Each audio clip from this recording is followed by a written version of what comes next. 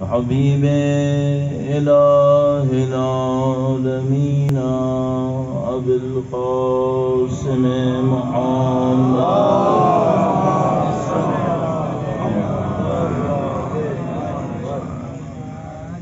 وعلى آلہ الطیبین الطاہرین سیما بقیت اللہ فی الأراضین قال اللہ تعالی فی کتابہ الکریم بسم اللہ الرحمن الرحیم ام حسبت ان اصحاب الكهف والرقیم كانوا من آیاتنا عجبا. درود بھیجے گا محمد وآل محمد.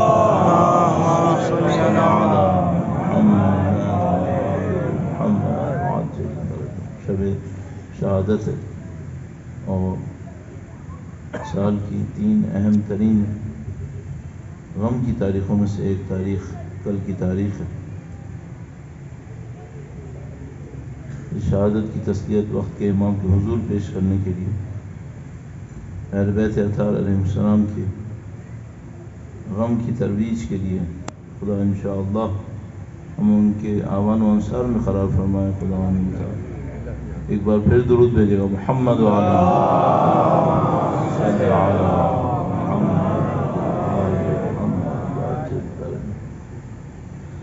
انتہائی لطف خدا ہے. اس نے ہمیں اور آپ کو دین کی سعادت نصیب فرمائی ہے. خدا کا بڑا کرم ہے. اتنی مدت کے فاصلے کے باوجود خدا متعال نے اہل بیت اطہار علیہ السلام کی محبت کو ہمارے دلوں میں قرار دیا. بعض نعمتیں ایسی ہوتی ہیں چونکہ ابتدائی زندگی سے مل جاتی ہیں تو انسان اس کی قدر نہیں جان پاتا. ان لوگوں سے پوچھیں جنہوں نے اپنے گھرانوں کو چھوڑ کر اس محبت کا انتخاب کیا. کم نہیں ہے معاشرے کے اندر. پورے معاشروں سے لڑے ہیں اپنی عقیدت کے لیے, اپنی محبت کے لیے. یہ خدا کا لطف و کرم تھا کہ ہمیں خدا متعال نے اپنے اجداد کے ذریعے سے, نسب کے ذریعے سے خدا متعال نے یہ سعادت نصیب کر دی. اور بڑا احسان ہے خدا کا, واقعاً بہت کرم ہے. اس نے ہمیں ان ماؤں کی گودوں میں رکھا جنہوں نے گودوں میں ہمیں رکھ کر یا حسین سکھا دیا. زندگی کا کوئی سال, کوئی مہینہ سید الشہداء کے غم کے بغیر نہیں رکھا. ہمیں پیدا ہوتے ہی یہ سعادت نصیب ہونا شروع ہو گئی کہ ہم امام حسین کے غم میں بہنے والے آنسوؤں کے سائے میں زندگی گزارتے. نہیں معلوم ہمیں اس کی حقیقت کیا ہوگی جب ہم قیامت میں ظاہر ہوں گے, اس کی فضیلت کیا ہوگی. لیکن ہم جانتے ہیں کہ یہ بہت بڑا تحفہ تھا جو خدا متعال نے نصیب کر دیا, نعمت تھی جو ہمیں دے دی. اللہ کی دی ہوئی اس نعمت کا شکر بجا لانے کے لیے ان ہستیوں کے اجر و ثواب میں مزید اضافے کے لیے جنہوں نے ہمیں بچپن سے امام کا نام سکھایا, ان علماء, خطباء, ذاکرین کے اجر و ثواب میں اضافے کے لیے جنہوں نے اس عقیدت میں اپنی عزاداریوں کے ذریعے سے ہمارے اندر اور اضافہ کیا. وہ تمام عزاداران سید الشہداء جو دنیا میں جہاں کہیں بھی اس عزا میں مشغول تھے, بلخص وہ لوگ جو پچھلے سال تھے اور اس سال نہیں ہیں, تمام کے درجات کی بلندی کے لیے جنہوں نے مجلس کا انعقاد کیا, ان کے مرحومین, آپ کے ہمارے مرحومین, سب کے لیے درود بھیجیں محمد وآل محمد.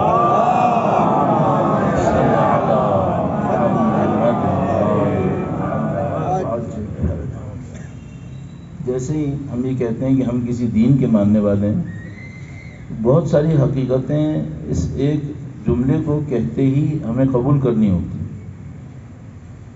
مثلا جیسے آپ کہتے ہیں کہ ہم کسی دین کے ماننے والے ہیں تو 2-3 بنیادی حقیقتیں آپ کو اور ہمیں, چاہے ہم نے نہ بھی سوچا ہو ان کے اوپر, لیکن ہمیں ماننی ہوتی ہیں. اگر آپ کسی دین کے ماننے والے ہیں تو اس کا مطلب یہ ہے کہ آپ کسی خالق کے ماننے والے ہیں. خالق کے بغیر تو دین نہیں ہوتا. کسی خدا کے ماننے والے ہیں، کسی مبدا آغاز جہاں سے یہ سب شروع ہوا. اگر آپ کسی دین کے ماننے والے ہیں تو اس کا مطلب یہ ہے کہ آپ موت کے بعد کسی اور زندگی کے بھی ماننے والے ہیں. قیامت کے تصور کے بغیر تو کوئی دین نہیں ہوتا. جیسے ہی آپ کہتے ہیں کہ آپ دین کے ماننے والے ہیں تو اس کا مطلب یہ ہے کہ آپ کسی نبی کے بھی ماننے والے ہیں. دین بننا آپ کے پاس آیا کہاں سے؟ یہ دو تین بہت اہم حقیقتیں ہوتی ہیں: مبدا، انتہا اور پیغام. اس تمام چیزوں کو آپ دین کہتے ہی قبول کر لیتے ہیں. جب ان تین چیزوں کو آپ قبول کر لیتے ہیں تو پھر ایک بہت اہم حقیقت ہے، وہ آپ کو خود بخود ماننی ہوتی ہے. وہ بھی آپ مان چکے ہوتے ہیں، شاید آپ کی زبان پہ نہ آئے. وہ حقیقت کیا ہے؟ وہ حقیقت یہ ہے کہ آپ یہ مان لیتے ہیں کہ بہت ساری چیزیں نظر نہیں آتی لیکن ہوتی ہیں. آپ غیب پر ایمان لے آتے ہیں. یؤمنون بالغیب. کیسے ایمان آتا ہے یہ، اور یہ کیوں اس طرح سے ہم کہہ رہے ہیں؟ چند نکات عرض کروں گا، اور ایک اور بہت اہم پوائنٹ کل عرض کرنا تھا، کافی وقت لے لیا تھا آپ کا، تو وہ آج بھی عرض کروں گا. درود بھیجے گا محمد وعلی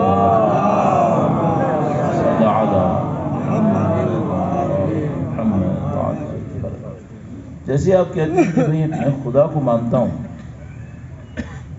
کیا خدا کو آپ نے آنکھوں سے دیکھا تھا؟ ظاہر کہ نہیں. لیکن آپ نے کہا کہ میں مانتا ہوں. اسی طرح آپ نے کہا کہ آپ موت کے بعد زندگی کو مانتے ہیں. تو وہ جو موت کے بعد زندگی آپ کہہ رہے ہیں کہ آپ مانتے ہیں، کیا آپ نے اس کو دیکھا تھا؟ ظاہر کہ نہیں.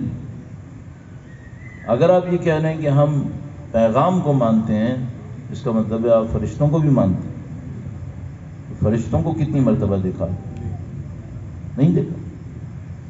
تو یہ بہت ساری چیزیں ایسی ہیں جو آپ نے نہیں دیکھی ہیں لیکن آپ نے مان لی. اب اس سلسلے کو آپ بڑھاتے چلے جائیے کہ آپ اپنی زندگی کے اندر بہت ساری ایسی چیزیں تسلیم کرتے ہیں جن کو آپ آنکھ سے دیکھ نہیں سکتے، حس سے، حواس خمسہ سے احساس نہیں کر سکتے، لیکن آپ اسے مان رہے ہوتے ہیں. تو یہاں سے ہم ایک قانون نکالتے ہیں کہ بھئی جتنی بھی حقیقتیں ہوتی ہیں، حقیقتیں دو طرح کی ہوتی ہیں. ایک وہ ہوتی ہیں جو مادی ہوتی ہیں، اور ایک وہ ہوتی ہیں جو غیر مادی ہوتی ہیں. ہر وقت ایک حقیقت وہ ہوگی جو مادی ہوگی، ایک حقیقت وہ ہوگی جو غیر مادی ہوگی. ان میں کبھی مقابلہ بھی ہوتا ہے کیا؟ ہاں، مقابلہ بھی ہوتا ہے. میں ایک مثال عرض کروں گا، ایک بار پھر درود بھیجے گا محمد وعلی محمد.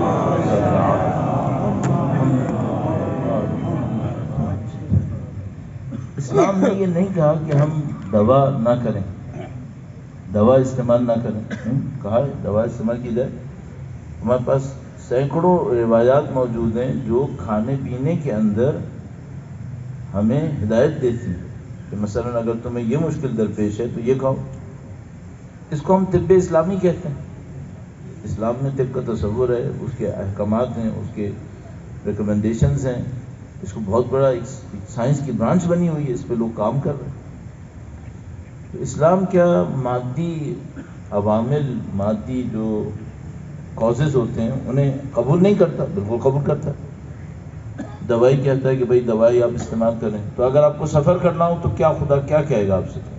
سواری لے کر آئیں، سواری کا بندوبست کریں، سفر کرنا ہے آپ کو. کیا مادی اسباب کے سوا کچھ اور چیزیں بھی ہوتی ہیں جو اثر ڈالتی ہیں؟ ہاں، مثلا یہی جو ابھی آپ نے جو مریض تھے، بیمار تھے، ان کی شفا کے لیے دعا کی.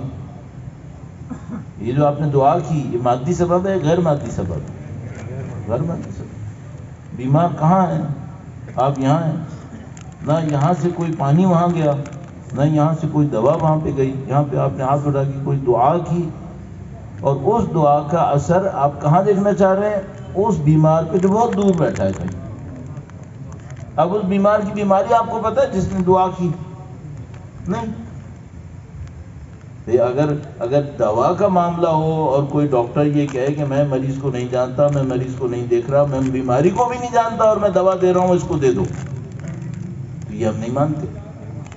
کہیں گے بھائی یہ نہیں ہو سکتا. اگر ڈاکٹر نے دوا دینی ہے تو کم از کم بیماری کو تو جانتا ہو کہ ہے کیا. ایسے تھوڑی ہو سکتا ہے. دعا میں یہ بھی ہو جاتا ہے. آپ نے بیماروں کے لیے دعا کی، اس بیمار کو کیا بیماری تھی کیا پتا، کب سے بیماری تھی، کیا نشانیاں ہیں، کوئی ضرورت نہیں ہوئی. کیوں ضرورت نہیں ہوئی؟ وہ معاملات مادی تھے، یہ معاملہ غیر مادی ہے، غیر مادی معاملہ. اچھا، مادی دنیا کے اپنے قانون ہیں، غیر مادی دنیا کے اپنے قانون. مادی دنیا کا قانون کیا تھا؟ دوا کے اندر ڈاکٹر دیکھے گا، ڈائگنوس کرے گا، دوائی مناسب دوائی لے کر آئے گا، وہ دوائی مناسب طریقے سے کھلائی جائے گی. یہ سارے مادی دنیا کے قوانین تھے. معنوی دنیا کے اندر آپ ڈاکٹر ہیں نہیں، تو آپ کی دعا چل جائے گی، پھر بھی اور چل جائے گی. آپ تو ڈاکٹر نہیں ہیں تو آپ کی دعا کیسے چلے گی؟ تو ہم کہتے ہیں بھائی دعا چلنے کے لیے اندر ہمیں میڈیسن نہیں چاہیے ہوتی، دعا میں ہمیں غیر مادی خلوص چاہیے ہوتا ہے. وہ آپ ڈالیں دعا میں. اور کیا چاہیے ہوتا ہے؟ یہ غیر مادی سبب ہے، اس میں کنیکشن چاہیے ہوتا ہے. کس سے کنیکشن؟ غیر مادی اسباب سے. اگر آپ کو غیر مادی اسباب پہ کام کرنا ہے، پھر مادی چیزیں نہیں چلتی ہیں اس میں. اب آپ یہ کہیں کہ دعا وہ کرے گا جس کے پاس MBBS ہوگا. نہیں، وہ MBBS ہی تو بیچارہ بے بس ہوا تھا تو ہم دعا پہ آئے تھے. وہ چل رہا ہوتا ہم یہاں آتے ہی. یہاں کیا چاہیے؟ یہاں بھائی یہ خلوص چاہیے، یہاں خدا سے ایک رابطہ چاہیے، یہاں دل کی ایک پاکیزگی چاہیے. دعا سے پہلے درود پڑھو، دعا سے پہلے والدین کے لیے دعا کرو، دعا سے پہلے دوسروں کے لیے دعا کرو. یہ سب آداب ہمارے پاس ہیں. چلیے ایک اور بات پوچھتا ہوں. مجھے ایک بیمار کے لیے دعا کروانی ہے، میرے ذہن میں بھی کچھ بیمار ہے، مجھے ان کے لیے دعا کرانی ہے. ضروری ہے کہ نام بتاؤں؟ تو پھر آپ یہ پرچیوں پہ کیوں لکھواتے ہیں؟ کیوں لکھواتے ہیں؟ مجھے کچھ سمجھ میں نہیں آتا آپ لوگ کیوں کرتے. سب بات بتا. آپ کو فاتحہ پڑھوانی ہوتی ہے، آپ پرچیوں میں نام لکھواتے ہیں. آپ مجھے خود بتائیے، فاتحہ مادی سبب ہے؟ غیر مادی. بھائی میں اگر آپ کو مثلا 50,000 روپے دوں اور کہوں یہ ہمارا فلاں بھائی فلاں جگہ پہ رہتا ہے، اس کے اکاؤنٹ میں ڈالا، صحیح ہے، اور میں آپ سے کہوں کہ قربتاً اللہ ڈال کے آؤ، نام نہیں بتا رہا، یہ یہاں نہیں چلے گا. آپ بینک میں لے بھی جائیں گے تو اکاؤنٹنٹ لے کے بیٹھا ہوگا کہ اگر بھائی بندے خدا ٹھیک ہے کہ قربتاً اللہ ہے، لیکن مجھے تو اکاؤنٹ نمبر چاہیے، مجھے تو اکاؤنٹ ہولڈر کا نام چاہیے. صحیح ہے. بھائی معذرت کے ساتھ کیا فرشتے اکاؤنٹنٹ ہیں کہ جب تک لاؤڈ اسپیکر پہ فاتحہ کا نام اناؤنس نہیں ہوگا وہ بیچارے لیے بیٹھیں کہ کس کے اکاؤنٹ میں ڈالنا ہے. آپ لوگ کیا سوچ رہے ہیں اس کو؟ مجھے واقعا سمجھ میں نہیں آ رہا کہ یہ کیوں کر رہے ہیں. اچھا، اس میں ایک رسک بھی انوالو ہے، ایک رسک بھی انوالو ہے. وہ کیا؟ ہم صاحب ایک جگہ پہ گئے، وہاں پہ انہوں نے کہا مولانا آپ فاتحہ پڑھوائیں.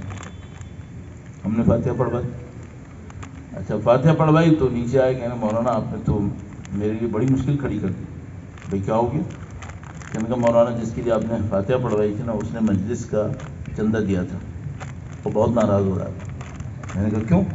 کہنے لگا وہ کہہ رہا ہے کہ میرے مرحومین کی اسپیلنگ صحیح نہیں پڑھی، میں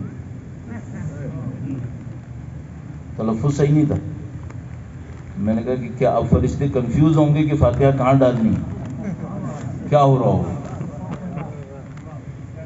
یہ سب کیوں لوگوں کے دماغ میں آ رہا ہے؟ یہ سمجھ رہے ہیں یہ بھی غیر مادی ہے. یہ غیر مادی بھی مادی ہے. مادی میں اکاؤنٹ ہولڈر کا نام چاہیے، اکاؤنٹ نمبر چاہیے، بینک کی ڈیٹیلز چاہیے. غیر مادی میں کچھ بھی نہیں چاہیے. رسک کیا ہے؟ رسک یہ ہے کہ شاید ریاکاری ہو رہی ہو. رسک ہے یا نہیں ہے؟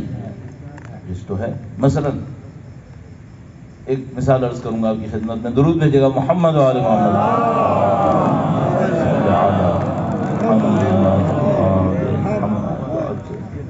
صاحب میں نے فرض کر لیجئے، اللہ مجھے توفیق دے کہ میں کسی مرحوم کے لیے، کسی زندہ کے لیے مثال کے طور پر 100 دفعہ درود بھیج دوں، صحیح ہے؟ اچھا، اب میں نے صبح کو ایک درود بھیجا مثلا 100 مرتبہ، صحیح ہے؟ میں نے اپنے دل میں نیت کر لی کہ میں نے کس کے لیے بھیجا ہے، صحیح ہے؟ اچھا، اب میں یہاں پر آیا، بیٹھا اور میں نے لوگوں کے سامنے اس کا ذکر کیا کہ میں نے آج صبح فلاں کے لیے 100 مرتبہ درود بھیجا تھا، ریاکاری کا رزق ہے یا نہیں؟ بہتر کیا تھا؟ بہتر یہ تھا کہ نہ بتا پاؤں۔ تو آپ لوگ یہ رزق کیوں لے رہے ہیں؟ کیوں لے رہے ہیں یہ رزق؟ مجھے واقعاً کچھ سمجھ میں نہیں آتا۔ اچھا، اگر میں کسی بھی نام پڑھنے والے سے پوچھوں، معذرت کے ساتھ عرض کروں، معذرت کے ساتھ، کہ مثلا تم ریاکاری کرنا چاہتے ہو، تو کیا کہے گا؟ نعوذ باللہ تعالیٰ، مولانا میں کیوں ریاکاری کروں گا؟ ریاکاری شرک ہوتا ہے، میں کیوں شرک کروں گا؟ تو میں اس سے عرض کرنا چاہوں گا کہ بندے خدا، یہ جو تم دعا کروا رہے ہو، یہ جو فاتحہ پڑھوا رہے ہو، اور یہ صرف آپ کا مسئلہ نہیں ہے، آپ اور ہم ظاہر ایک بہت بڑے معاشرے کا حصہ ہیں، آپ کوئی اکیلے تو نہیں ہے نا، بہت بڑا ایک معاشرہ ہے جس کا حصہ ہے ہم لوگ، وہاں پہ یہ سب ہو رہا ہے۔ کیوں ہو رہا ہے وہ کرنے والوں کو بھی نہیں پتا ہے کیوں ہو رہا ہے۔ پوچھا بھی نہیں ہم نے ایک دوسرے سے کہ بھائی ہمارے اجداد مثال کے طور پر ایسے ہی کر رہے تھے 500 سال پہلے، 400 سال پہلے، یہ ایسے ہی ہوتا تھا یا کسی اور طرح ہوتا تھا؟ مثلا پہلے کیا یہ کرتے تھے کہ جب بھی کوئی کام کریں وہ اناؤنس کروائیں کہ یہ کام فلانی کی طرف سے ہوا ہے؟ کیا یہ کرتے تھے؟ اور یقین مانے، آپ دیکھیں پوری دنیا کے اندر چلے جائیے، ہزاروں روزے بنے ہوئے ہیں، ہزاروں، ان ہزاروں روزوں کی جو بلڈنگز ہیں وہ لاکھوں مربع کلومیٹر بلڈنگز ہیں گی، صحیح ہے؟ اور وہ بلڈنگز کی جو کوالٹی ہے، ان کا اسٹینڈرڈ ہے، وہ دنیا کی اعلیٰ ترین عمارتی اسٹینڈرڈ سے آگے جا کر بات کی گئی ہے، صحیح ہے؟ اور ان لاکھوں بلڈنگز میں شاید ہی کہیں لکھا ہو کہ کس نے بنوائی ہے۔ کیوں نہیں لکھ رہے؟ کیوں نہیں لکھتے؟ اس پہ آپ سوچیے گا، اچھی طرح سوچیے گا۔ اب میں آپ کی خدمت میں ایک واقعہ عرض کرتا ہوں کہ جس میں آپ یہ دیکھیں کہ غیر مادی اسباب میں ثواب پہنچانا نوعیت کیا ہے، اس کی طریقہ کار کیا ہے۔ درود بھیجیے گا محمد و آل محمد۔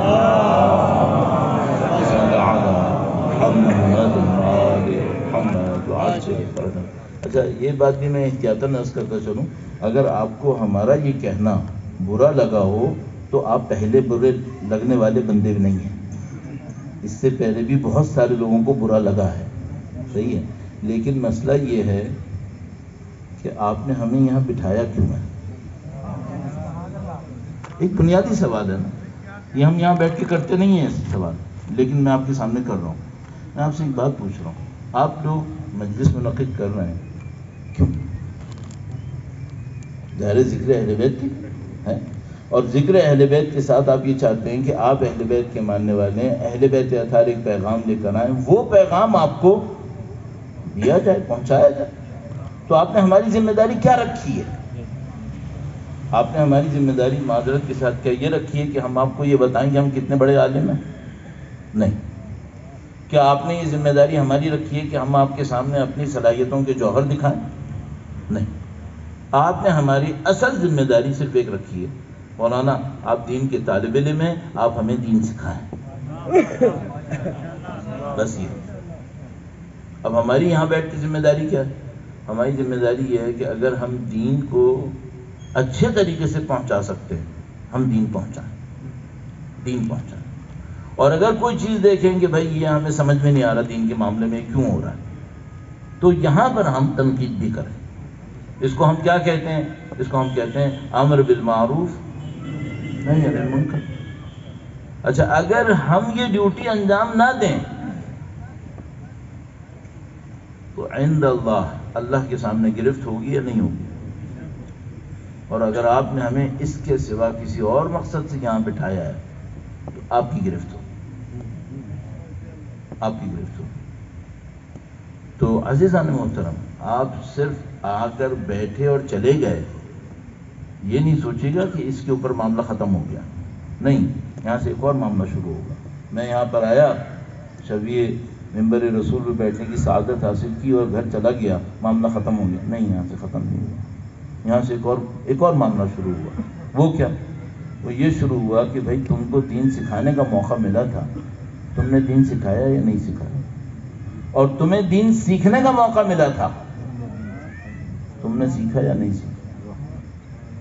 تو اگر آپ اور میں یہ سمجھ رہے ہیں کہ نعوذ باللہ تعالیٰ اس کے سوا یہاں کچھ اور ہوگا، یہ بہت بڑی خطا کر رہے ہیں. یہ اہل بیت اطہار کا پیغام ہے، اور یہ کوئی کم ہلکی ذمہ داری نہیں ہے، یہ بھاری ذمہ داری ہے. کیوں؟ اس کے پیچھے پاکیزہ خون بہا ہے، یہ بہت بھاری ذمہ داری ہے.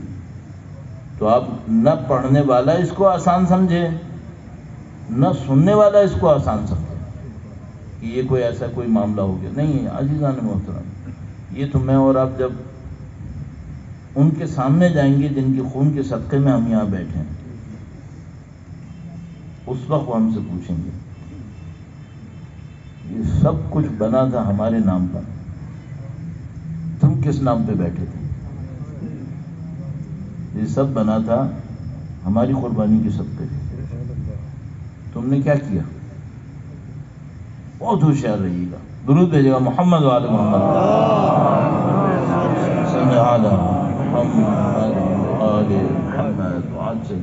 اس صدی کے جو چند بڑے عرفاء گزرے ہیں، ان میں ایک بہت بڑا نام علامہ محمد حسین طباطبائی کا ہے.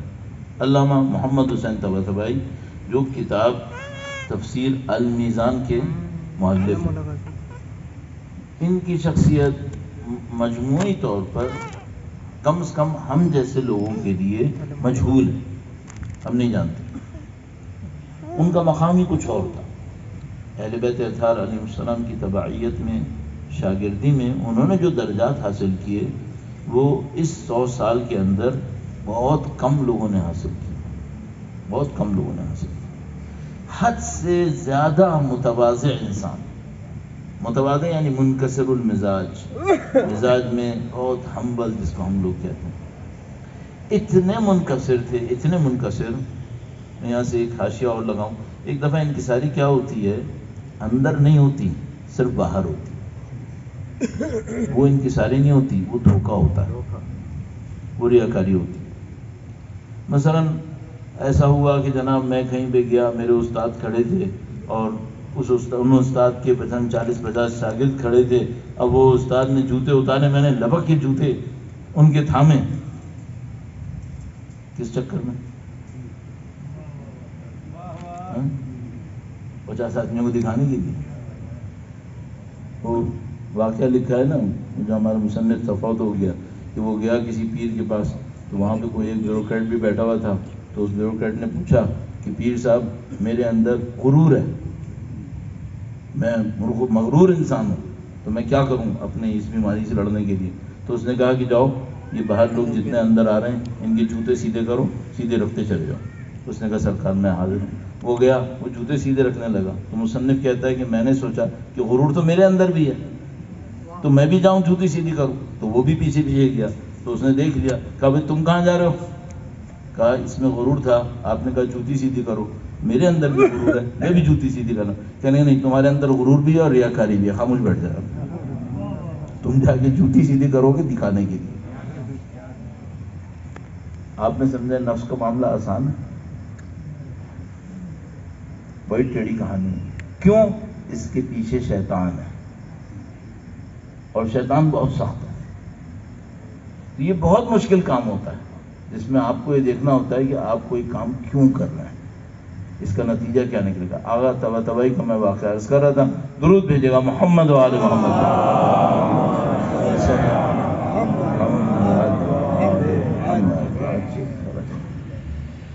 ثواب بھجوانے کی بات ہے، ثواب بھجوانے کی. علامہ طباطبائی نے جو کتاب المیزان لکھی اس کے بارے میں محققین کہتے ہیں کہ شاید تاریخ اسلام میں اس سے بہتر تفسیر نہیں لکھی گئی.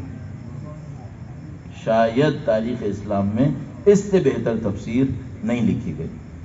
پتہ نہیں ہماری کیا قسمت اردو زبان والوں کی، اس کا ترجمہ نہیں ہوا، پتہ نہیں کیا قسمت ہے، یا تو مجھے نہیں معلوم اس کا راز کیا ہے۔ ایک دو لوگوں نے شروع کیا، وہ میرا خیال ہے کہ کوئی 15 سال سے 2 جلد کیے بیٹھے ہیں، 3 جلد، اس سے زیادہ آگے بات نہیں بڑھی۔ شاید کوئی اور ہمت بھی نہیں کر رہا، کیونکہ کتاب بڑی سنگین کتاب ہے، کام بھی آسان نہیں ہے۔ تو بہت اعلیٰ پائے کی کتاب ہے جو تفسیر المیزان ہے۔ شاید علامہ طباطبائی نے 25 سال اس کے اوپر لگائے، 25 سال۔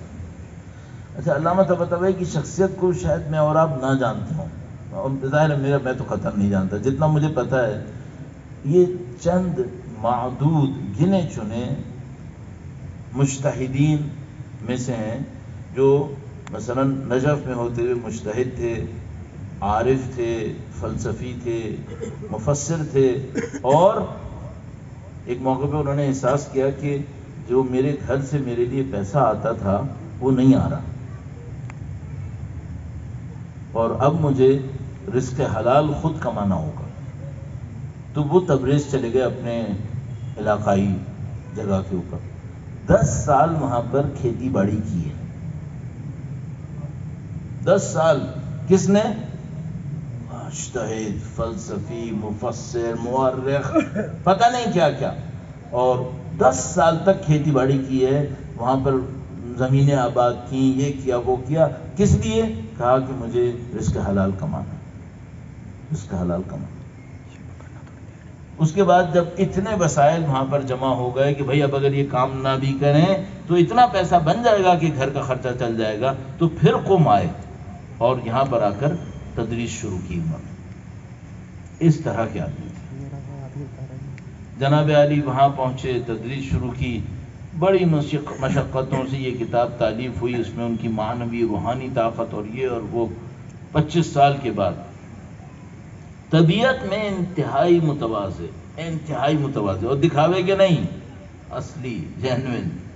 یعنی عالم یہ تھا کہ ان کا کوئی شاگرد نماز کے وقت میں وہاں پہنچ جاتا تھا تو وہ بغیر اس کی جماعت میں پڑھے اسے جانے نہیں دیتے تھے، کہتے تھے جماعت آپ نے کرانا۔ اب وہ بیچارہ پانی ہو کر زمین میں بہرا ہوتا تھا کہ آغا صاحب معاف کر دیں، میں غلط وقت آ گیا، میں آپ میرے پیچھے کیسے نماز پڑھ سکتے ہیں؟ اور وہ کہتے، یعنی ان کے شاگرد بتاتے تھے کہ جب وہ اصرار کر رہے ہوتے تھے تو بعض اوقات رونے لگتے تھے کہ میں آپ سے اصرار کر رہا ہوں کہ آپ جماعت پڑھائیں، مجھے آپ کے پیچھے جماعت پڑھائیں۔ اللہ پتہ نہیں کتنا تواضع تھا ان کے اندر۔ اچھا، یہ بھی میں آپ کی خدمت میں عرض کروں، اگر اللہ نے زندگی دی، موقع دیا اور میری بھی ہمت رہی تو ایک روایت عرض کروں گا جس میں مولا 8ویں سرکار نے ایک جملہ ارشاد فرمایا، درود بھیجے گا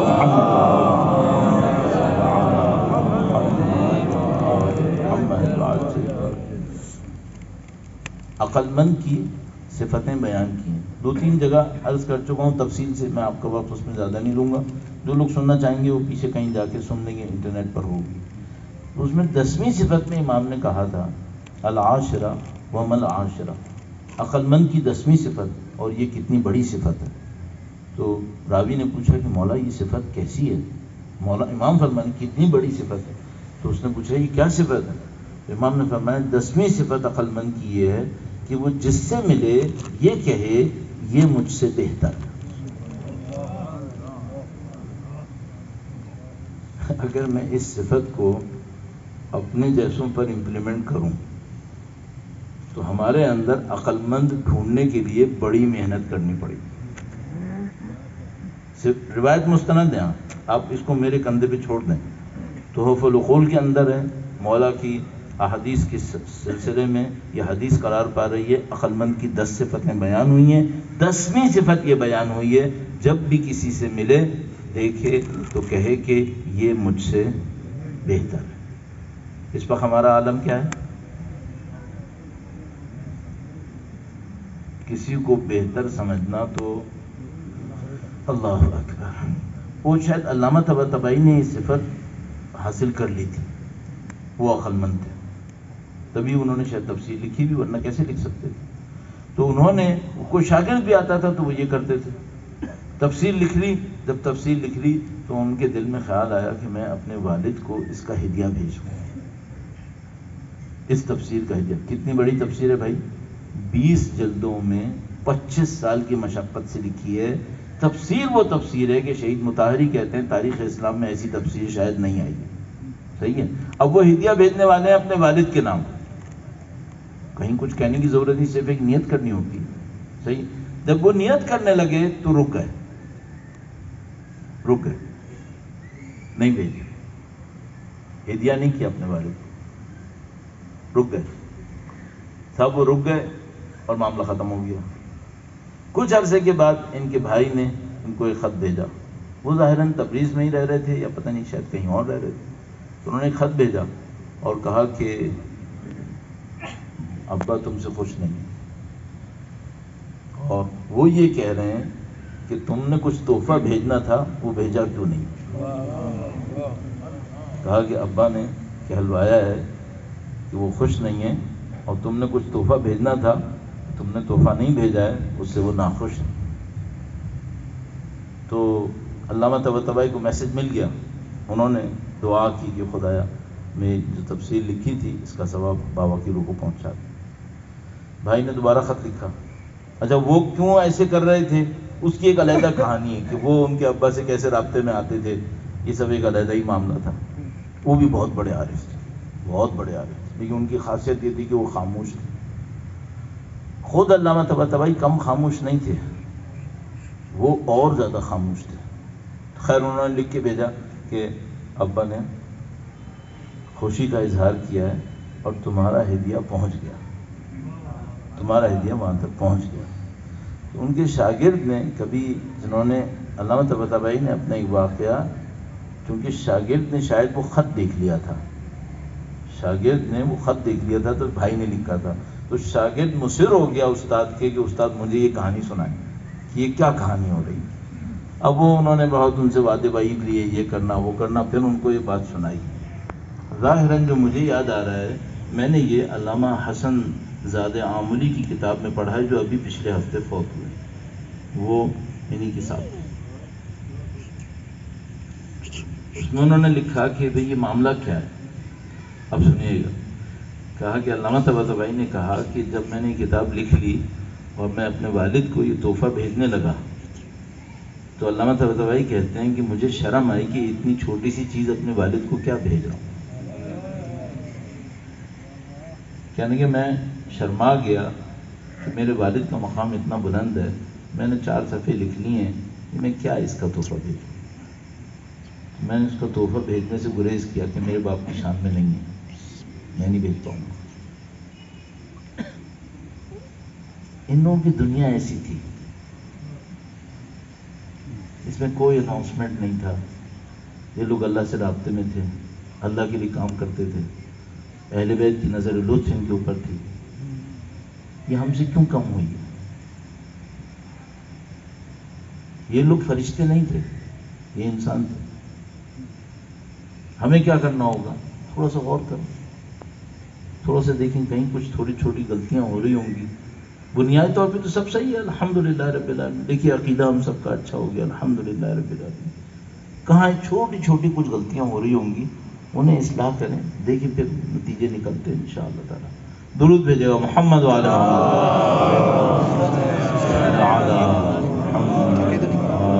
محمد بارک.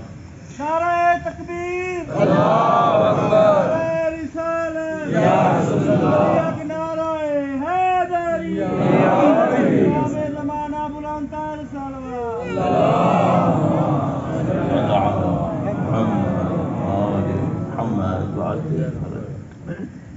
کل آپ کی خدمت میں کچھ عرائض پیش کیے تھے اور اس میں یہ حصہ باقی رہ گیا تھا، کیونکہ کل بھی کاغذ آیا تھا آج بھی کاغذ آیا تھا، تو میں نے کہا کہ یہ حصہ وہ کل والا حصہ باقی رہ گیا تھا تو وہ میں پورا کر دوں اور اللہ انشاءاللہ قبول فرمائے گا انشاءاللہ تعالی. ایک بار پھر جنہوں نے یہ مجلس منعقد کی ہے ظاہر اپنے مرحومین کے سارے ثواب کے لیے کی ہے، ان کے مرحومین کے سارے ثواب کے لیے، درجات کی بلندی کے لیے، آپ کے اور ہمارے مرحومین کے درجات کی بلندی کے لیے. دیکھیے کسی کو نام پوچھنے کی ضرورت پڑی کہ آپ کے مرحوم کا نام کیا ہے؟ میں نے بتایا میرے مرحوم کا نام کیا نہیں، ضرورت نہیں ہے اس کی. درود بھیجیں محمد و آل محمد.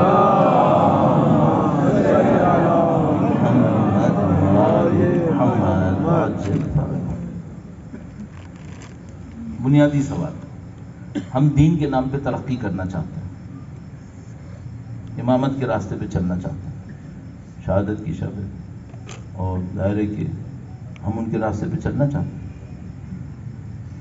اس میں بہت بڑا کردار ان عبادتوں کا ہے جن کو ہم اور آپ انجام دیتے ہیں. نماز پڑھتے ہیں، دعائیں پڑھتے ہیں، مجالس میں جاتے ہیں، عزاداری کرتے ہیں، درود ہے، مختلف چیزیں. ان تمام کے نتیجے میں جو ہمیں نصیب ہونا ہے، ایک آخرت میں ہے، ایک دنیا میں ہے. وہ جو دنیا میں ہے وہ کیا ہے؟ کل میں نے آپ کی خدمت میں عرض کیا تھا آیت اللہ علامہ بہجت مرحوم عاد اللہ مقام شریف کہ مثلا اگر میں جاننا چاہتا ہوں کہ میری نماز قیامت میں کام آئی یا نہیں آئی، تو انہوں نے ایک نسخہ دیا. انہوں نے کہا بھائی یہ دیکھو کہ اس نماز سے لے کے اگلی نماز تک اگر فحشا میں نہ پڑھے، منکرات میں نہ پڑھے، تو اس کا مطلب ہے ظہر اثر قبول ہو گئی. اور اگر نعوذ باللہ تعالیٰ نماز پڑھی، بعد میں کوئی فحشا بھی کیا، منکرات میں پڑھے، اس کا مطلب کیا تھا؟ وہ ظہر اثر قبول نہیں ہوئی، ورنہ وہ روک لیتی. صحیح ہے. اچھا اب میں دین پہ عمل کر رہا ہوں، الحمدللہ رب العالمین، سب عمل کر رہے ہیں دین کے اوپر. جو ہمیں اس دنیا میں اپنے اندر نظر آنا ہے وہ کیا چیز ہے؟ ایک تو ہمیں ثواب ملے گا، جیسے ہی مرنے لگتا ہے انسان، اس سے چند منٹ پہلے اس کی برزخی آنکھیں کھل جاتی ہیں. چند منٹ پہلے جس کی اب تک نہ کھلی ہوں اس کی بھی کھل جاتی ہیں. پھر جو وہ کچھ چیزیں دیکھتا ہے وہ تو پھر کمال ہوتا ہے. لیکن مسئلہ یہ ہے کہ پھر ہاتھ میں بھی کچھ نہیں ہوتا، پھر جو ہونا تھا وہ ہو چکا. اچھا اب یہاں پہ ہمیں کیا ملنا ہے یہ بتائیں. وہ جو وہاں ملے گا وہ تو بعد کی بات ہوگی. یہاں پہ کیا ملے گا؟ تو بھائی یہاں پہ ایک سادہ سی بات سب لوگ کرتے ہیں، میں بھی وہی کروں گا، وہ یہ کہ آپ کا دین آپ کے کردار میں نظر آئے گا. اگر آپ کا کردار وہ ہے جو آپ کا دین بنا رہا تھا، تو آپ کا دین زبان سے نکل کر قلب تک پہنچ گیا. لیکن خدا نہ کرے نعوذ باللہ تعالی اگر وہ کردار میں نظر نہیں آ رہا، اس کا مطلب کیا ہے؟ اس کا مطلب یہ ہے کہ یہ زبان سے نکل کے زمان تک ہی رہا، یہ قلب تک سرایت نہ کر سکا. اچھا اب جناب آپ کہیں گے بھائی سوال ختم نہیں ہوا، کردار میں کیا چاہیے تھا؟ کردار میں کیا چاہیے تھا؟ تو میں آپ کے سامنے آج کے دن ان 3 صفتوں پہ رکھوں گا. 3 چیزیں آپ کو اور ہمیں چاہیے. اگر وہ 3 چیزیں ہمارے کردار میں نظر آ رہی ہیں، صحیح ہے، تو اس کا مطلب یہ ہے کہ ہمارا دین ہماری زبان سے نکل کر ہمارے قلب تک پہنچ رہا ہے. قلب، کل میں نے عرض کیا تھا شاید تھوڑا سا، قلب تک پہنچ رہا ہے. اور اگر خدا نہ کرے نعوذ باللہ تعالیٰ اس 3 میں کمی ہے، اس کا مطلب ہے کہ معاملہ مشکل میں پڑا ہوا ہے. درود بھیجے گا محمد و آل محمد.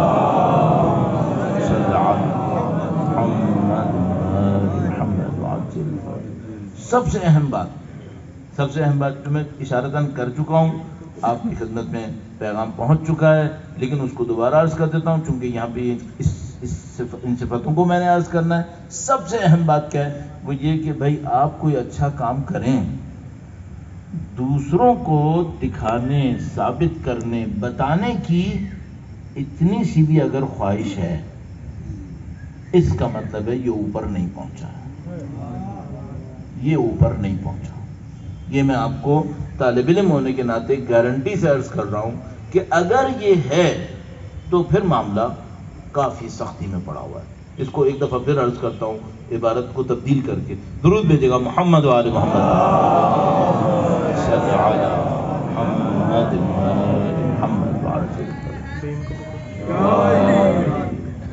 ایک آپ نے میں نے ایک عمل انجام دیا. اس عمل کو میں نے کس کے لیے انجام دیا تھا؟ اللہ کے لیے. الحمدللہ رب العالمین. امامت کی راہ میں آپ نے کوئی قربانی دی، الحمدللہ رب العالمین. دین کی راہ میں آپ نے کوئی سختی برداشت کی، الحمدللہ. یہ آپ نے کس کے لیے انجام دیا تھا؟ یہ آپ نے خدا کے لیے انجام دیا، اللہ کے لیے انجام دیا. اچھا اب آپ اجر کس سے چاہتے ہیں؟ ظاہر ہے کہ اس کے علاوہ کوئی کچھ دے ہی نہیں سکتا، کوئی ہے ہی نہیں کچھ، سب کچھ نظام اسی کا ہی ہے. اسی سے چاہتے ہیں. صحیح ہے. اچھا اب ہوا یہ ہے کہ مثال کے طور پر میں نے اپنی زندگی میں کوئی عبادت کی، کوئی ریاضت کی، اور جناب عالی میں نے کوئی کتاب پڑھی اور یہ کیا اور وہ کیا. اب میں یہاں پر ممبر پہ آیا ہوا ہوں، شبیہ ممبر رسول کے اوپر، اور میں مجلس پڑھ رہا ہوں، اور میں ایک جملے میں آپ کو وہ بتا سکتا ہوں کہ میں نے یہ کیا اور میں نے کر دیا. یعنی میں نے ایک جملے میں، اشارے میں اپنے مقام اور فضیلت کے اوپر 2 جملے بول دیے. صحیح. اب یہ جو میں نے جملے بولے، تو اب میں نے اجر کس سے مانگا؟ اب میں نے اجر مانگا نہیں، چلو اتنا برا نہیں کیا. میں نے یہ کہا کہ 90% اجر خدا دے، 10% یہ لوگ بھی دے دیں. بھائی یہ لوگ کیا اجر دیں گے؟ تعریف کریں گے، میری شخصیت ان لوگوں کے سامنے ثابت ہو جائے گی، ان کو پتہ چل جائے گا کہ مولانا بڑے پرہیزگار ہیں، مولانا بڑے عالم ہیں، بڑے متقی ہیں. تو 90-10 کا ریشو، 90% خدا کے لیے اور 10%، چلو ہم کہتے ہیں نہیں 10% نہیں 2%، 98% خدا کے لیے اور 2% لوگوں کے لیے. اچھا لوگوں سے کیا ملنا ہے آپ کو؟ تعریف ملے گی، تھوڑا شہرت بڑھے گی، تھوڑا عزت بڑھے گی. صحیح ہے. تو 2% صرف بندوں کو دے دوں، 98% اللہ. اچھا اللہ کا قانون کیا ہے؟ تو ہم لوگ اور ان لوگوں سے اساتذہ سے جملہ سنتے ہیں، وہ یہ کہتے ہیں کہ خدا کا قانون یہ ہے کہ میں بہت اچھا پارٹنر ہوں، اگر میرے ساتھ کسی پارٹنر کو کھڑا کیا تو میں اپنا شیئر بھی اسی کو دے دیتا ہوں. تو اللہ ہم سے کہے گا کہ بھائی تم نے تو لوگوں سے 2% مانگا تھا نا، میں اپنا 98 بھی انہی کو دے رہا ہوں، اب تم انہی سے لو. اچھا اس کے بعد کیا ہوگا؟ اس کے بعد یہ ہوگا کہ ایک ظاہری شہرت مل جائے گی، ظاہری شہرت مل جائے گی، پیسہ بھی مل جائے گا، طاقت بھی شاید مل جائے گی، لیکن ایک مشکل پڑے گی. وہ کیا؟ ادھر معاملہ ختم، وہاں معاملہ ختم. تو اب آپ جب بھی اپنے لیے کوئی اچھا کام انجام دیں تو آپ ایک طالب علم سے ایک مشورہ لے لیجئے، وہ یہ کہ زندگی میں، دنیا میں اپنے گھر والوں کو بھی خبر نہ دیں. یہ میں آپ کی خدمت میں مشورتاً عرض کر رہا ہوں کہ آپ دنیا میں کسی کو اس کی خبر نہ دیں. کسی بھی وجہ سے پتہ چل گیا ایک علیحدہ معاملہ ہے، وہ بھی خطرناک ہے لیکن وہ ایک علیحدہ معاملہ ہے. آپ کم از کم بتانے کی ضرورت احساس نہ کریں، کیونکہ آپ نے جس کو بتانے کی ضرورت احساس کی، خدا نہ کرے نعوذ باللہ تعالیٰ اگر 0.5% بھی اس کی طرف سے آپ نے کوئی جزا چاہی تو 99.5% بھی آپ کے ہاتھ سے چلا جائے گا، یہاں سے پھر کچھ نہیں ملنے والا. اور یہ بہت خطرناک معاملہ ہے. جتنی بھی آپ کو اپنی اسپریچول ڈیولپمنٹ کرنی ہے، معنوی ترقی کرنی ہے، ان تمام کے اندر سب سے پہلا قانون یہ قانون، اس کو ہم کیا کہتے ہیں؟ اس کو ہم کہتے ہیں خلوص. اگر یہ ہے تو آگے بات چلے گی، اگر یہ نہیں ہے یہیں پہ سارا معاملہ ختم. باقی دنیا ہے، باقی دنیا. اس پہ آپ بہت زیادہ اصرار فرمائیے گا تو آپ جتنے بھی زندگی میں کام کریں ان میں دوسری دفعہ کہہ رہا ہوں، آپ کا وقت نہیں لوں گا تیسری دفعہ کہنے میں، سب سے اہم کتنی بھی آپ محنت کر سکتے ہیں. اچھا چلیے اب ایک حل کی طرف، وہ یہ کہ فرض کریں ہم سے کوئی یہ کہے کہ مولانا ہم نے ایک اچھا کام کیا تھا، بدقسمتی سے شیطان کے دھوکے میں آ کر وہ ہم کہہ بیٹھے، غلطی ہو گئی، اب کیا کریں؟ اب کیا کریں؟ تو بھائی خدا تو اتنا کریم ہے کہ جو تم نے کسی اور کو دے دیا تھا، ابھی بھی اگر توبہ کر لو تو خدا اس کا جزا بھی دے دے گا. لیکن توبہ کرو، پھر شرمندگی کا احساس ہو واقعی کہ میں نے غلط کیا تھا. اگر کوئی شخص واقعاً اپنی زندگی کے اندر ایک اچھا کام کرے، نعوذ باللہ تعالی اس کے اوپر ریاکاری کر چکا اور اس معاملے کو وہ خراب کر چکا، لیکن اس کے بعد توبہ کر لے تو اس کا ثواب واپس آ سکتا ہے. لیکن ایک بات ہے، پھر سچائی سے یہ توبہ کرنی ہوگی کہ یہ جو میں نے اس وقت کیا تھا وہ بہت غلط تھا. اچھا معذرت کے ساتھ ایک جملہ آپ کی خدمت میں اور عرض کر دوں، ریاکاری کرتے وقت مزہ آتا ہے یا نہیں آتا ہے؟ اس وقت تو بہت مزہ آتا ہے، لیکن اس بیچارے کو یہ پتہ نہیں ہوتا کہ وہ کیا کھو کے یہ 5 منٹ کا مزہ لے رہا ہے. اس بیچارے کو یہ پتہ نہیں ہوتا، ورنہ کبھی بھی نہیں کرے گا، کبھی بھی نہیں کرے گا. کوئی آدمی اپنی عمر بھر کی کمائی 10 منٹ کا شو دیکھنے کے لیے ضائع کرے گا؟ یہ ہم 10 منٹ کے شو پہ پتہ نہیں کیا کچھ ضائع کر بیٹھتے ہیں. خدا نے شو کہا ہے نا اس کو، لہو ولعب ما الحیات الدنیا الا لہو ولعب. تو ایک شو تھوڑی سی دیر کا. یہ پہلی چیز ہو گئی. درود بھیجے گا محمد وآل محمد.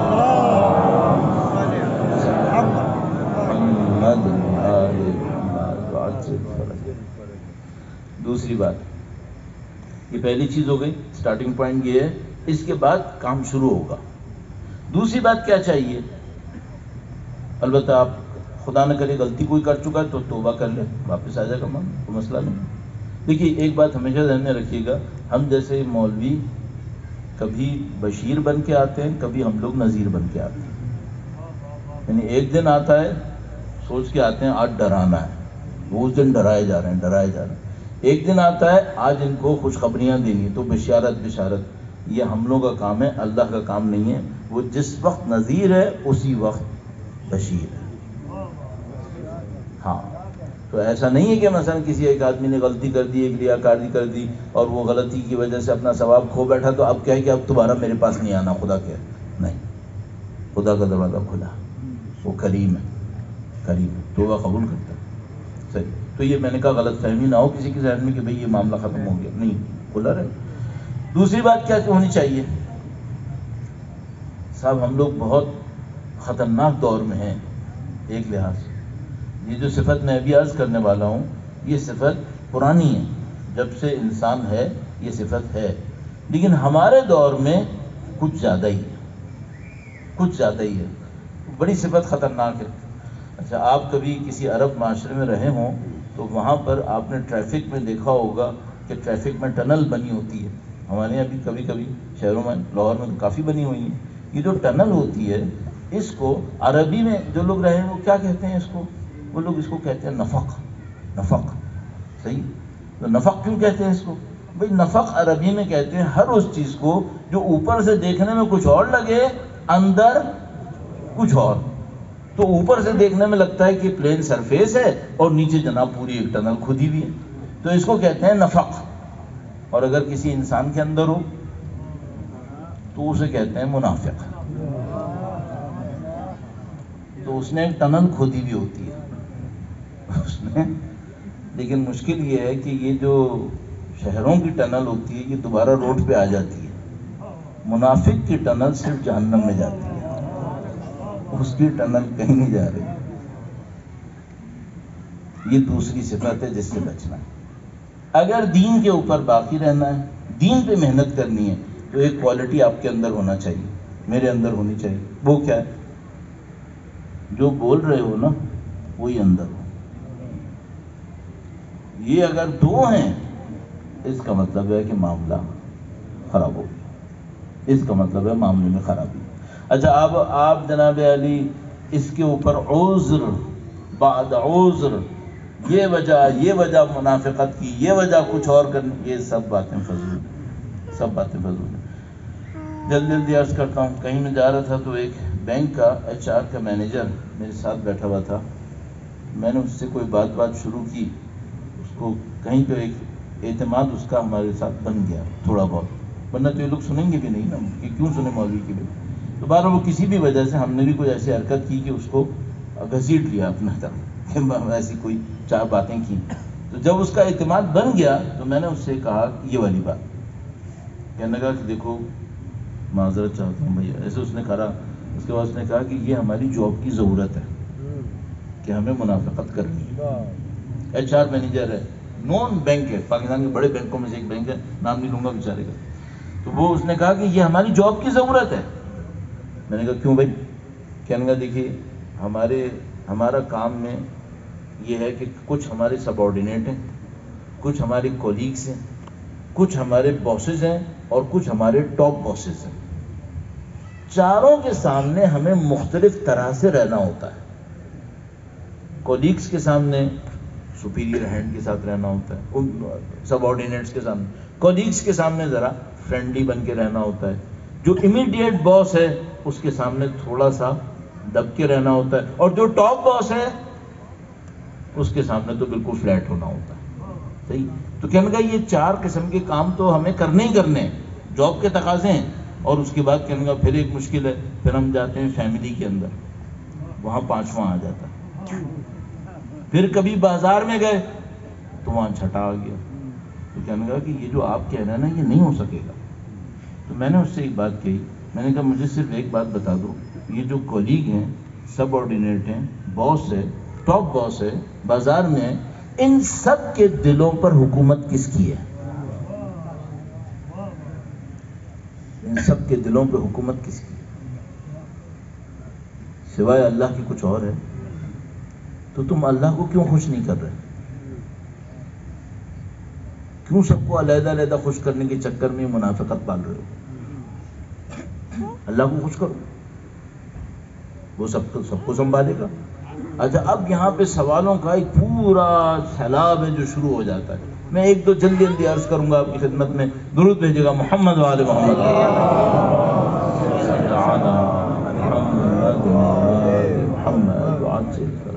میں سوچ کے آیا تھا، کسی نے ہم سے اشارے میں بھی کہا تھا کہ مولانا آپ فضائل بالکل نہیں پڑھے کل، تو آج آپ کچھ پڑھ لیجیے گا. تو میں نے فوراً ان سے یہ کہا تھا دیکھو بھائی میں سفارشی کام نہیں کروں گا، جو میرے دماغ میں آئے گی میں وہ کروں گا. لیکن میں نے پھر بھی یہ سوچ لیا تھا کہ میں کچھ ٹچ کروں گا.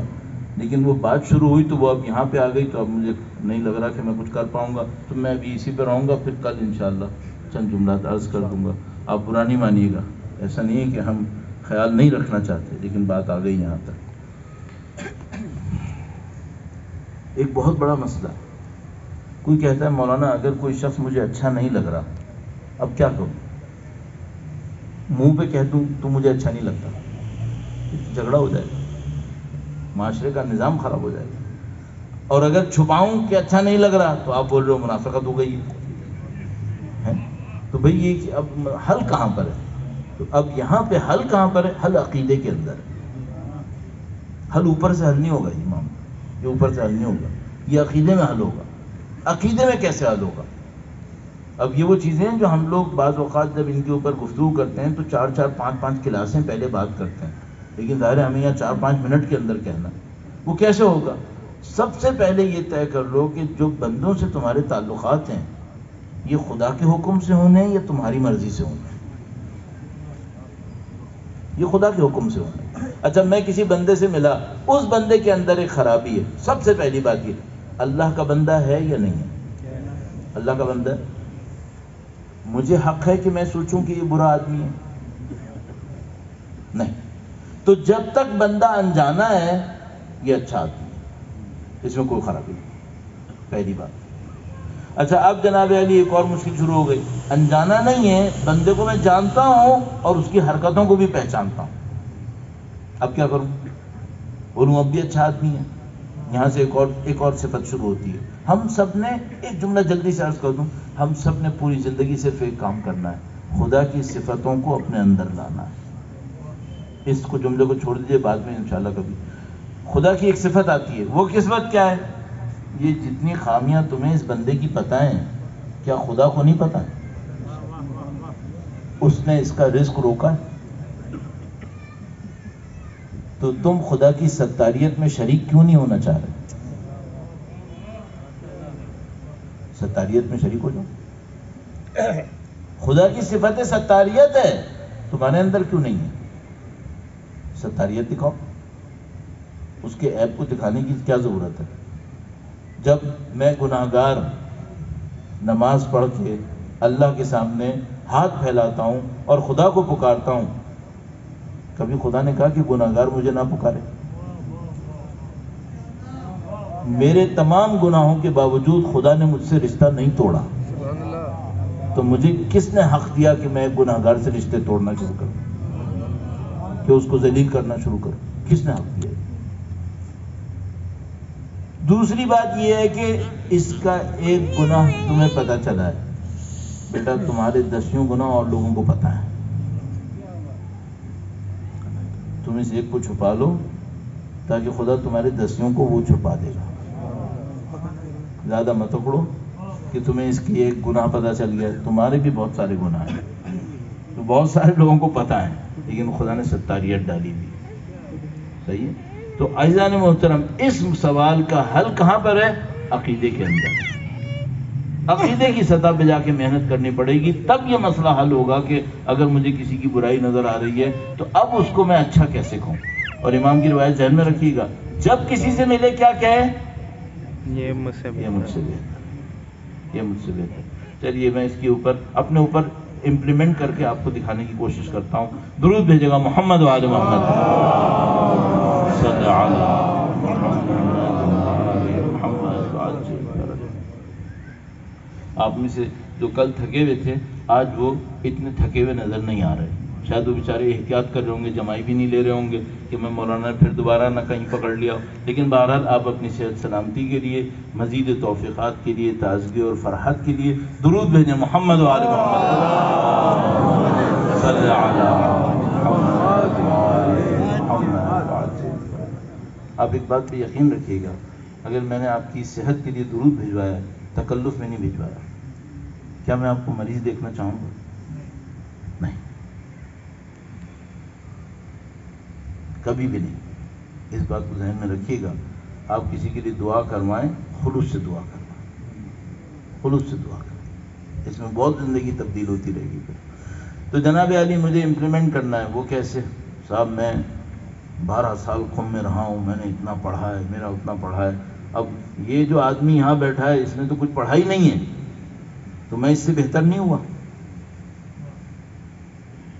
یہ کون بول رہا ہے؟ شیطان. یہ شیطان بول رہا ہے.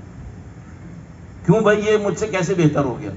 ہاں پھر ایک سوال ہے، جو زیادہ پڑھتا ہے اس سے زیادہ حساب نہیں ہوتا کیا؟ اس سے تو وہ حساب ہونا ہی نہیں ہے جو میرا ہونا ہے.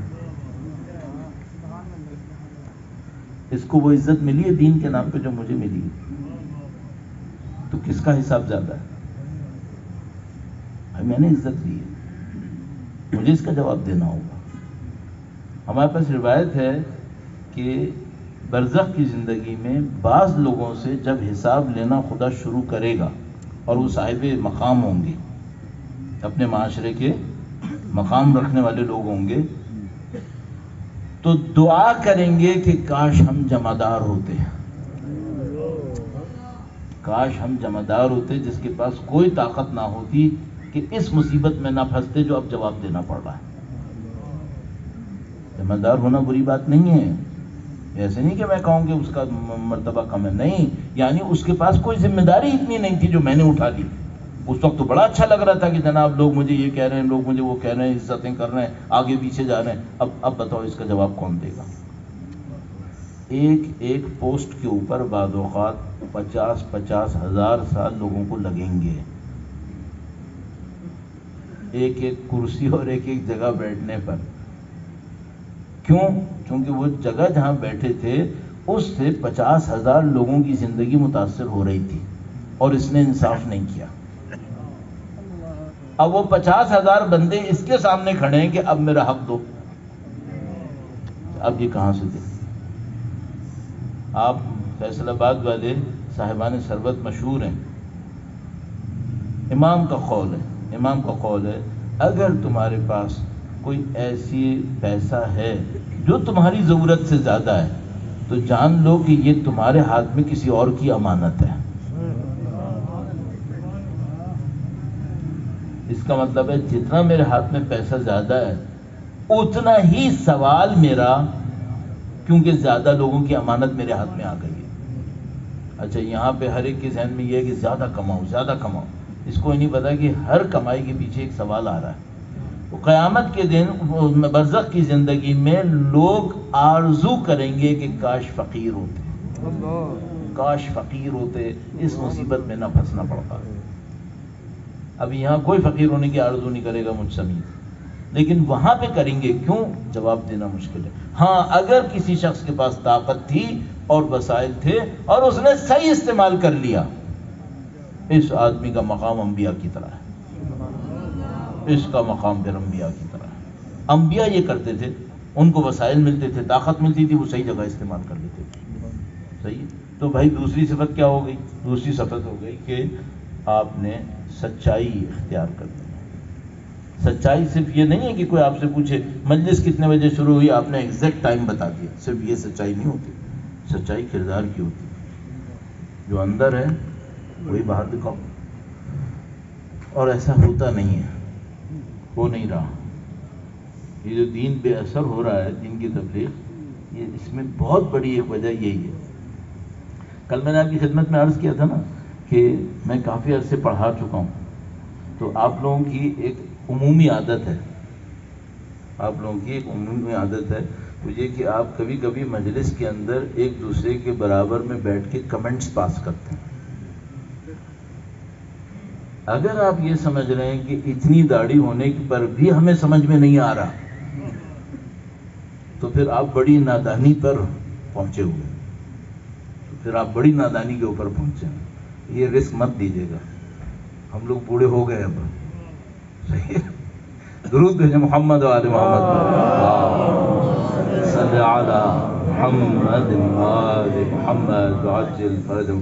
امید ہے کہ ایک ہی دفعہ کافی ہوگا انشاءاللہ. اور اب آئیے تیسری صفت کے اوپر. پہلی صفت خلوص، دوسری صفت سچائی، اور سچائی کے اگینسٹ کیا ہے؟ منافقت.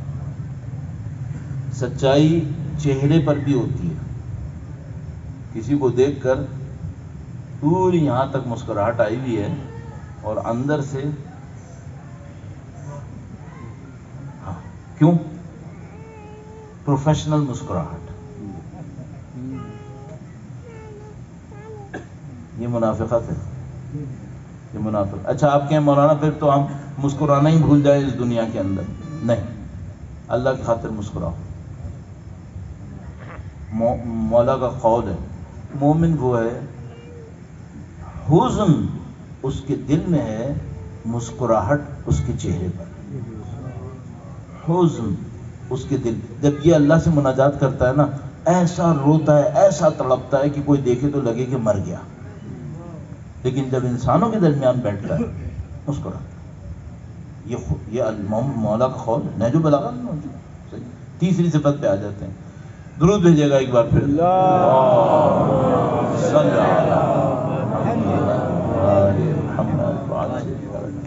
سب ایک اور معاملہ. کبھی ایسا ہوتا ہے کہ ہم کسی کو کوئی واقعہ سنا رہے ہوتے ہیں کہ کسی کو کسی نے دھوکہ دے دیا. صحیح ہے. اچھا جب ہم یہ سنا رہے ہوتے ہیں کہ کسی نے کسی کو دھوکہ دے دیا اور بڑے طریقے سے مثلا کو بہت ٹیکنیک استعمال کر کے دھوکہ دیا، صحیح ہے، تو آپ کی ہمدردی اس کے ساتھ ہوتی ہے جس کو دھوکہ ہوا، یا آپ کی اپریسیشن، تعریف اس کے ساتھ ہوتی ہے جس نے دھوکہ دیا؟ ہاں. اب یہاں پہ بہت بڑا معاملہ ہے. مثال کے طور پر اگر کسی کے ساتھ دھوکہ ہوا اور ہمیں پتہ چلتا ہے کہ اس کے ساتھ دھوکہ ہوا، اور ہم اپنے دل میں اتنی سی بھی خوشی احساس کریں، اس کا مطلب کیا ہے؟ اس کا مطلب ہے دل میں رحم نہیں ہے. دل میں رحم نہیں ہے. یہ وہ تیسری صفت ہے جو ہمارے اندر رحم کی صورت میں ہونی چاہیے تھی. تو مثال کے طور پر اگر میں کسی کا تذکرہ کر رہا ہوں کہ اس نے اس کے ساتھ دھوکہ کیا، اور خدا نہ کرے نعوذ باللہ تعالی میری ہمدردی اس کے ساتھ نہیں ہے جس کے ساتھ دھوکہ ہوا، اس کا مطلب کیا ہے؟ اس کا مطلب ہے مجھے اس پہ رحم نہیں آ رہا. کیوں رحم نہیں آ رہا؟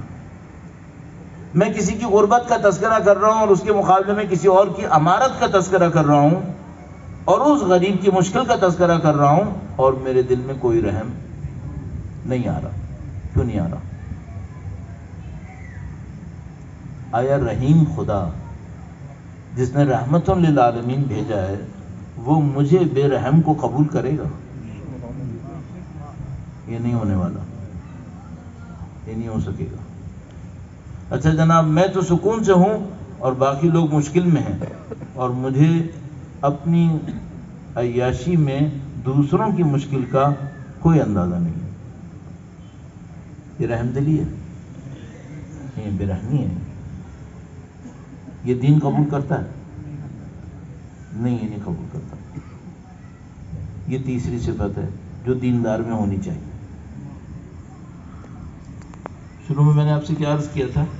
فی زمانہ دیندار ڈھونڈنا بہت مشکل ہے، یہ وجہ ہے، یہ وجہ ہے مشکل۔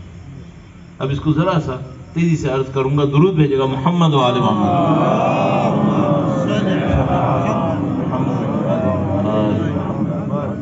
اب دیکھیے کتنی عجیب بات ہے، اللہ کی 99 صفتیں ہیں، اسماء حسنہ 99۔ ان 99 اسماء حسنہ میں ایک صفت کو خدا نے کہا یہ میں نے اپنے اوپر لکھ دی ہے، صرف ایک۔ 99 اسماء اس کے ہیں، یہ خدا کی صفتیں ہیں، ان میں سے کوئی کم زیادہ نہیں ہے۔ ایک صفت کو خدا نے کہا یہ میں نے اپنے اوپر لکھ دی۔ کیا مطلب؟ یعنی جہاں کہیں دو صفتوں میں مقابلہ ہوا، یہ صفت حاکم ہے، یہ صفت حاکم ہے۔ میں مقابلہ کی نوعیت عرض کرتا ہوں۔ مقابلہ خدا کی صفتوں کے اندر نہیں ہوتا، اس کے اطلاق میں ہوتا ہے۔ مثال، بھئی ایک آدمی ہے، اس نے ایک کسی کے ساتھ ناانصافی کی ہے، صحیح؟ اب عدل الہی، یا اس آدمی نے نعوذ باللہ کوئی گناہ کیا ہے، تو عدل الہی کا تقاضا یہ ہے کہ اس کو گناہ کی سزا ملنی چاہیے، صحیح؟ تو جیسے ہی وہ گناہ کرے فوراً خدا سزا دے دے، عدل ہے یا ظلم ہے؟ عدل ہے۔ بھئی جیسے ہی گناہ کیا فوراً سزا دے دے اس کو، تو یہ کیا ظلم ہوگا؟ یہ نہیں، ظلم نہیں، عدل ہے۔ کیا خدا دیتا ہے ایسے؟ نہیں۔ کیا کہتا ہے؟ فرماتا ہے مثلا سمبولک ایکسپریشن، بیان، کہ مثلا کہتے ہیں کہ بھئی فرشتوں نے کہا کہ بھئی اس نے گناہ کیا ہے، خدا کہتا ہے صبر کرو، شاید توبہ کر لے، رکو مت لکھو۔ لکھتا بھی ہے فرشتہ، تو فرشتہ سے کہتا ہے کہ اگر توبہ کر لینا تو معاف کر دینا، مٹا دینا اس کو۔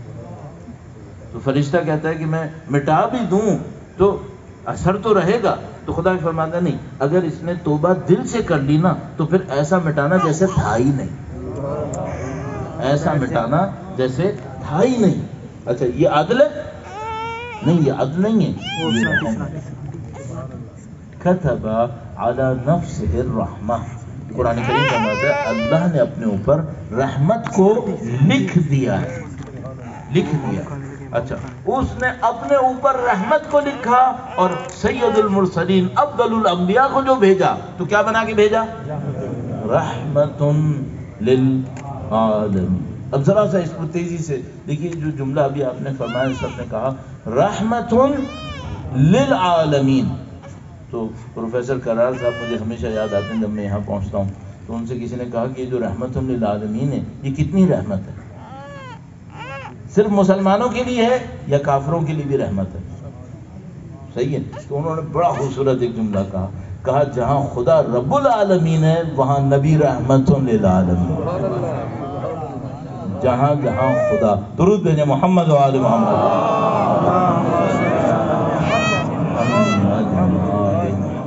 جہاں جہاں خدا رب العالمین، رب العالمین کہاں کہاں ہے؟ ہر جگہ ربوبیت الہی ہے۔ ایک جملہ معذرت کے ساتھ ذرا سا عجیب سا عرض کروں، کیا شیطان ربوبیت الہی میں نہیں ہے؟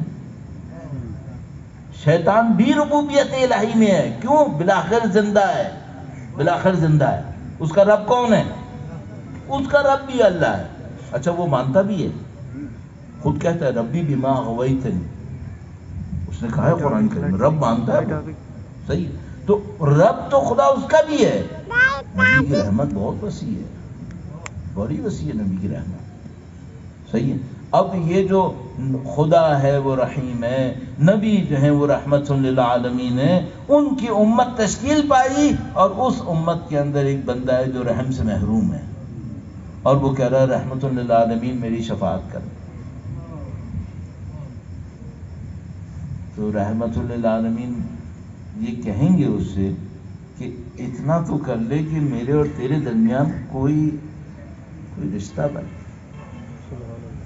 دل میں رحم تو لے کر آؤ، ٹھیک ہے تو گناہگار آ لیکن کوئی رحم لے کر آؤ، تو اگر آپ کو اور مجھے شب شہادت ہے، شب وفات، اگر ہمیں اور آپ کو اللہ کے نبی کی شفاعت چاہیے، صفت رحم سے دور نہیں ہو سکتا، یہ صفت ہونی چاہیے، بے رحم انسان نہیں بنے۔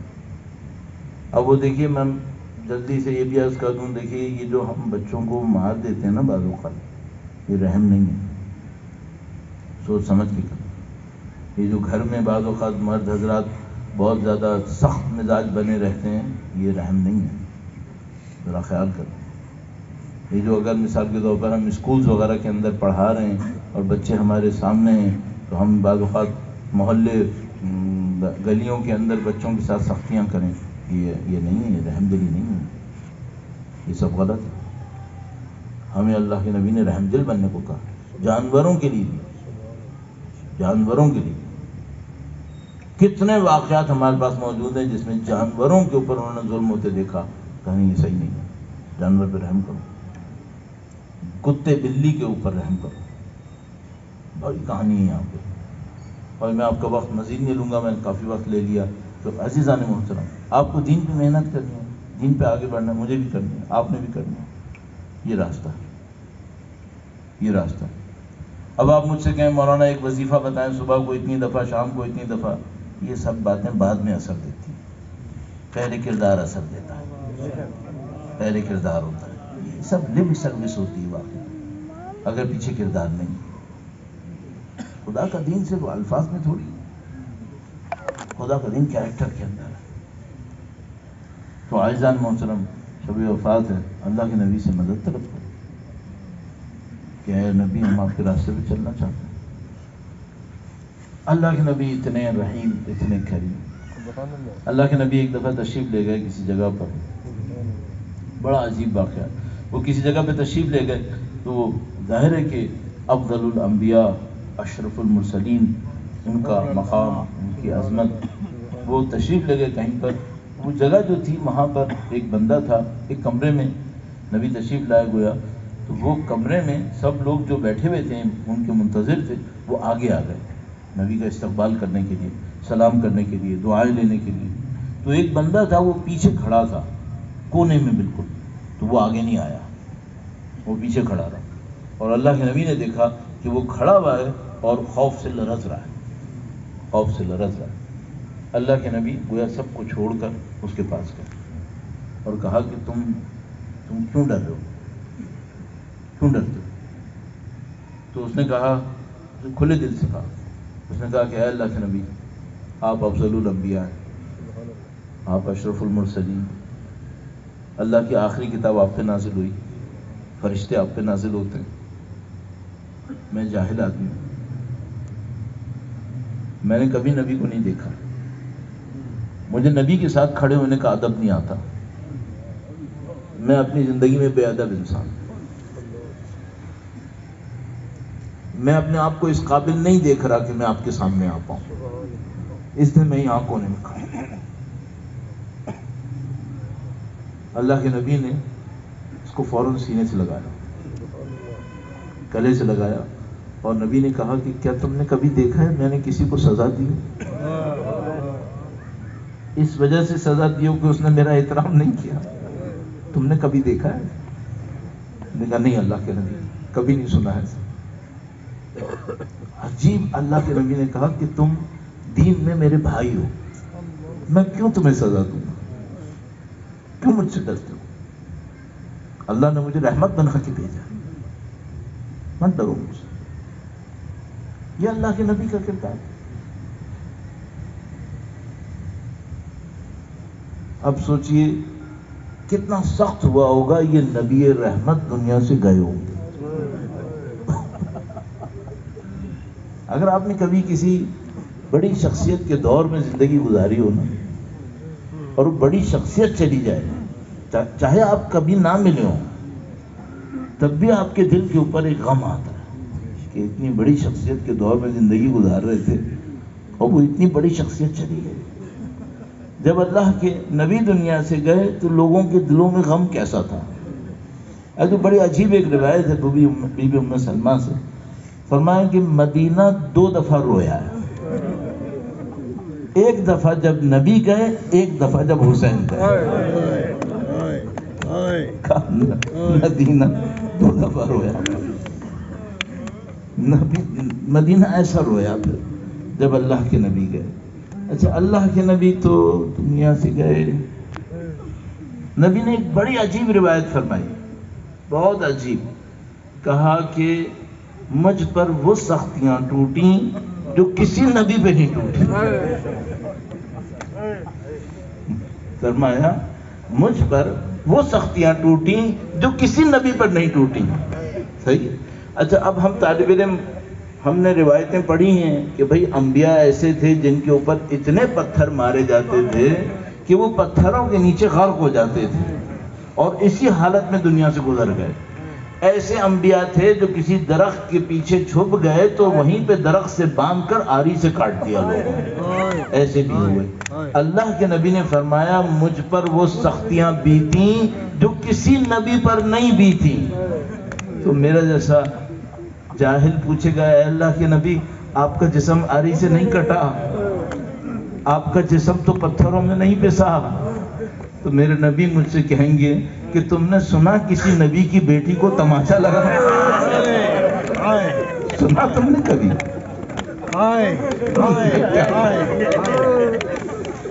کیا کہوں؟ اے اللہ کے نبی، آپ تو پتھروں تلے میں نہیں دبے، کہا میری ایک بیٹی تھی، میرا بضعۃ الرسول تھی، قرۃ اعین الرسول تھی، کیا وہ در و دیوار میں نہیں پسی تھی؟ کیا وہ نہیں پسی؟ اے اللہ کے نبی، صحیح کہا، اے اللہ کے نبی، آپ کے جسم کو تو آریاں نہیں چلی، تو کیا تم نے حسن مصطفیٰ کا جنازہ نہیں دیکھا؟ کیا تم نے میرے لخت جگر کا جنازہ نہیں دیکھا؟ اے اللہ کے نبی، بعض انبیاء کی تو گردنیں بھی کٹی تھی۔ ارے تو کیا نے کربلا نہیں دیکھی؟ میرے حسین کا گلا پشتے گردن سے چلا۔ اللہ کے نبی ہم سے کہیں گے، کوئی دنیا کا نبی تو نے دیکھا ہے کہ 11 نسلیں شہید ہوئی ہو؟ 11 نسلیں شہید ہوئی ہو؟ میں کہوں گا اے اللہ کے نبی، آپ کا غم بہت زیادہ ہے، آپ کا غم بہت زیادہ ہے۔ کتنا غم ہے آپ کا؟ اتنا غم ہے کہ میری بیٹی روتے روتے گئی ہے۔